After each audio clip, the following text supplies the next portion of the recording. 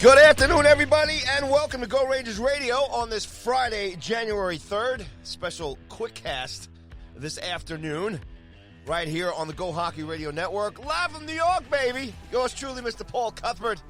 And without further ado, your friend and mine, Mr. Kevin DeLury. KD, good afternoon, pal. And how are you feeling today? Could be a little bit better, my friend. My Rangers, I'm staying up late to watch these guys. I got a family. I got to work the next day. At least give me a win. Give me a good effort. Give me something. It's not in their MO right now, buddy. I mean, I don't know what's going on over there. This is something I'm really glad we're going to talk about today. But let's just recap here. After 2 back-to-back wins versus the Canes and Toronto, and they get all pumped and going out west before New Year's Eve and maybe have a little New Year's Eve party in Edmonton. And then they just put up 2 absolute stinkers against Edmonton and last night against the Flames. So this Western Canadian trip is not starting well at all. And KD, it's all over the place. Well, yeah, I think those 2 games gave us almost like a false sense of security, we were talking about it, that the defense wasn't good in those games. They were still giving up 40-plus shots a game. It was just that Lundqvist and Georgiev had outstanding games like they usually do. Now their last game, or not the last game, the game in Edmonton, gave up 40-plus shots, but Georgiev didn't stand on his head, so that Edmonton scored 7 goals. There's not a lot of difference in the way they're playing other than the goaltending. If the goaltending is on, they win. If it's not, they lose because the defense is terrible in every game. Yeah, it's, look, I'm sticking to what I said last week. I still like these guys defensively. I said, I like the core, and we talked about the goaltending, and I went on about how defense wins championships from the net out. And, man, these last 2 games just definitely made my commentary last week just look absolutely horrible. As far as that goes, man, there's nothing changing. There's a whole lot going on here, Kevin, here to unwrap. I really don't know where to start, but I'm just going to say this about Edmonton, a couple of things pointed out. I don't care about the comeback. They were just to not be ready for that game and to get blown out the way they did. Was just unacceptable, no matter how close they came. Edmonton was done. By the time the Rangers were coming back in the game, they just changed their game. They weren't really playing anymore. The emotion from Georgiev, hadn't seen that ever before as far as him. We've always raved about his composure and how professional he is, and he basically almost, destroyed that net behind him in addition to his stick there and everything else. And then, last night, it's just poor play and not being prepared. I really want to ask you here. If you pull back here, we talk so much about the talent in this team, and we have obviously, looked at the coaching staff a little bit. But I think that's glaring to me these last 2 games is the coaching, because this swing back and forth, the roller coaster. If there's anything, like I said this before, if there's anything consistent about this Rangers team, it's about them being inconsistent. And I think you got to start looking at the guys behind the bench for that reason. Oh, yeah. Again, we talked about this last time about the defense and how, at some point Quinn is going to have to look himself in the mirror, or Lindy Ruff or wherever, and say, look, this defensively is not working. We're into the new year now. And they haven't made any adjustments on defense. It may be time to change the defense to the personnel they have. And look, we've gone over the defensive system that they're running out there. It's not very aggressive. Now, I don't know if they're doing that because they don't have faith in their defensemen, and they're afraid if they're going to be too aggressive that they'll get burned. But, this way isn't working either, because there's a lot of running around. There's a lot of missed assignments. So, at some point you do have to look at the coaching staff, as far as what's happening defensively. And like you said, and the inconsistencies. It's a young team, and I get it, and that's going to happen. But, right now the play is really fallen off the last 2-3 weeks. And, it's up to the coaches at some point to put an end to it. And, you saw last night, and there's some sort of inconsistencies with Quinn holding players accountable or not. You saw Kako was sat last night, and he was having probably his best game in like a month. Now he did. Look, he took a penalty, and I get that Quinn, again, wants to hold these guys accountable and let them know that, you can't be taking, those kind of penalties. But having said that, it seems that it only really comes down on the younger players. I mean, Strome leads the team in penalties, and he's never sitting. Kreider, he's always in the penalty box, and he's never sitting. So, you wonder if, and we talked about this last time too, about some of the young guys getting frustrated, where you saw Kratzoff leave, and you've now seen Anderson ask for the trade and then leave. You wonder if some of the young guys like Akako says, I took one penalty, I'm having a great game, and I'm sitting, but I see Strome taking, 2 penalties a night, and he's still out there. And look, not every player needs to be handled the same way, and I get that, but like you said, there's a lot of sort of mishmash going on with this team right now, and Quinn really needs to grab the reins here and get it straightened out. Well, this is like I said, it's a big it's especially for me. I mean, I don't have you noticed? I'm looking at Quinn too. I mean, he looks every game. He looks like he's bleeding out of the eyes. I don't know if he's got bad contacts or whatever it is, but man, he looks really flushed these last couple of games.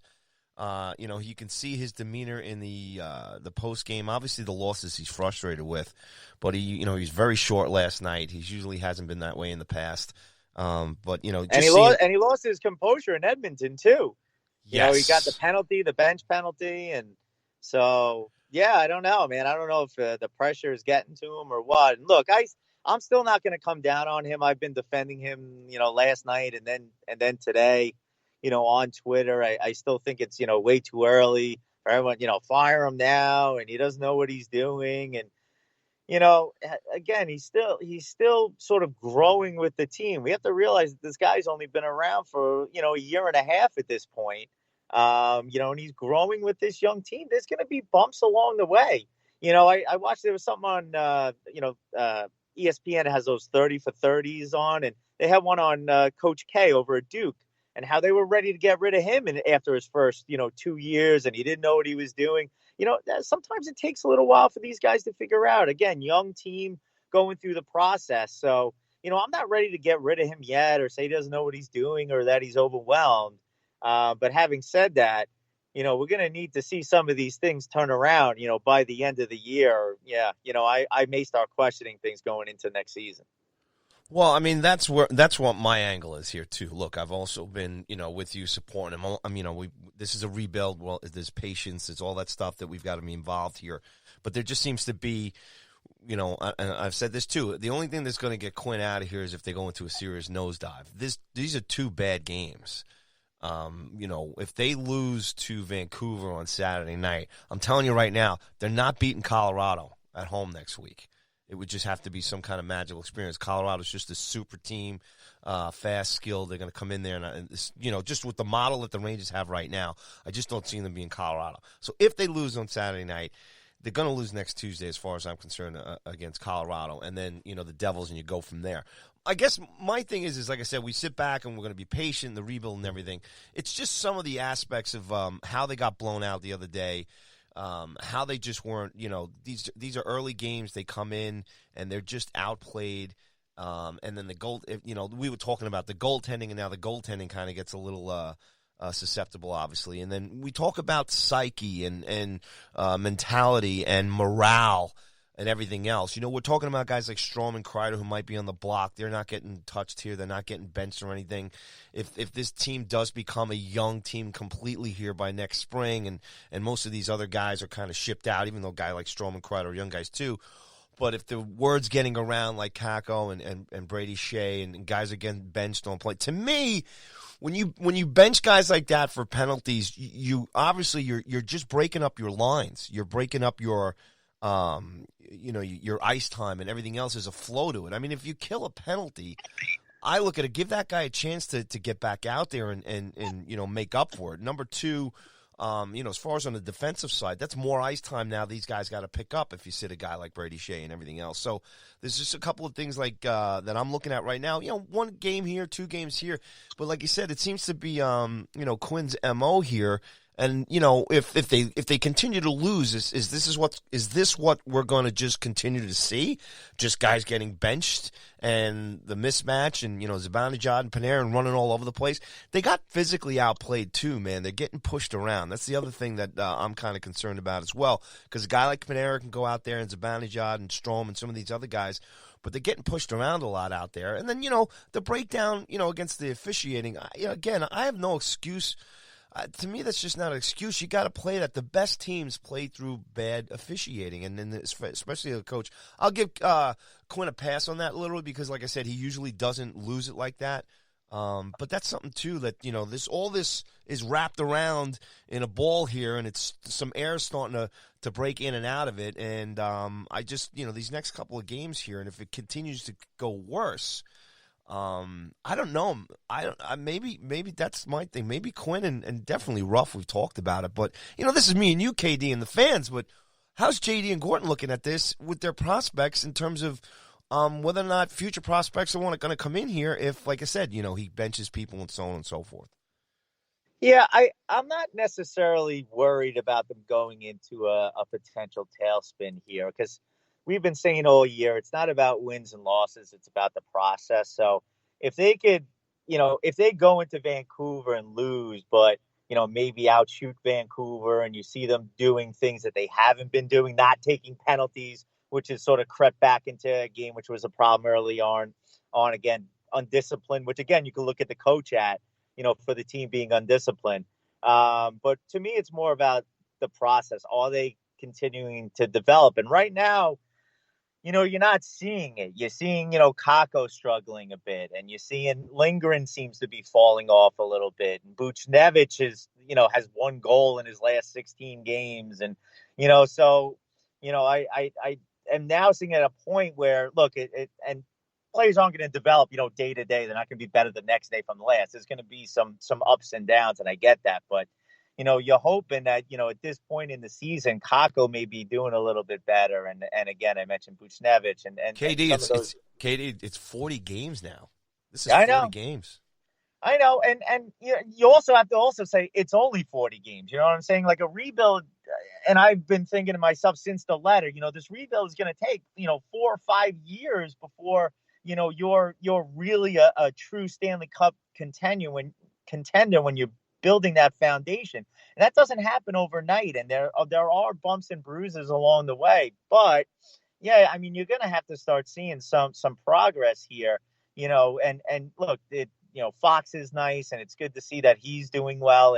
And D'Angelo and Strome is a nice story and whatnot. But, this team right now is in a little bit of a funk here for the last 2 or 3 weeks. And, I'm interested to see how Quinn is going to deal with it. How is it just going to be, like you said, he's just going to start benching players left and right. And there's something to be said about that. And I get it. And what sort of keeps me from sort of losing it the way I see some other Ranger fans doing it. And I know Ranger fans have been getting criticized for, carrying the Rangers water and Quinn's water because I come up with excuses for it. But, they are trying to build a culture, they're a winning culture. So I think he's trying to teach Kako that. Like, I understand you're having a great game, but you can't take that kind of penalties, and you need to know that. Brady Shea, I understand that you're putting up some points and you're doing well offensively, but you're dreadful in the defensive end, and now you just took a bad penalty, and you have to, you can't allow that to happen, because once you do, then you're really not going to, the rebuild isn't going to be successful. You have to let these guys know this is what we expect from you as players. So he's letting them know that. And that, for me, is what I'm hanging on to right now. When you see a Kako get benched like that, and you see him sort of defer to veterans and give Howden a longer leash, because it's more about effort and discipline and that kind of thing. So, like, I get it, and I get what he's trying to build. I just hope he's communicating that with his players like Kako, because you don't want Kako to get down on himself now. Like, wow, I had this great game, and next thing I know, I find myself sitting on the bench in the final 3 minutes of the game. So, I think communication is key for Quinn, while he sort of sets up that, discipline and accountability and culture